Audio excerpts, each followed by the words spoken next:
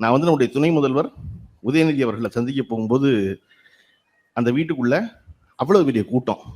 எனக்கு எப்படி உள்ள போறதுன்னு தெரியல. இப்ப எப்படி தள்ளுறது? வெக்கமா இருக்கும்ல நமக்கு. தள்ளு தள்ளு எப்படி தள்ளுறது? உள்ள போக முடியல. நான் அவருடைய உதவியாளருக்கு போன்ல கூப்பிடுறேன். அண்ணே உள்ள வாங்கங்கிறார் அவர். நானும் வரணும் தான் நினைக்கிறேன், வர முடியலையே அப்படின்னா அவரை போய் ஒரு அழைப்புதல் கொடுக்கணும், அவ்வளவுதான். அதுக்காக தான் பார்க்க போறேன், நான் வேற ஒன்றும் செய்தி இல்லை.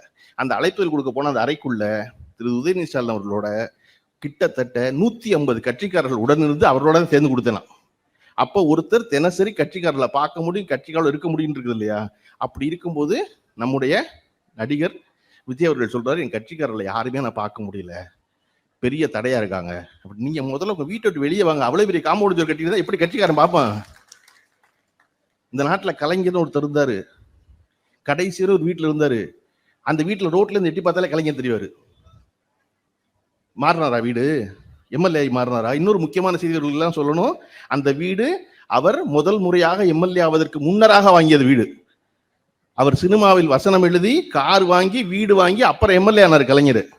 வீடு வாங்கினது 1955, அவர் எம்எல்ஏ ஆனது 1957.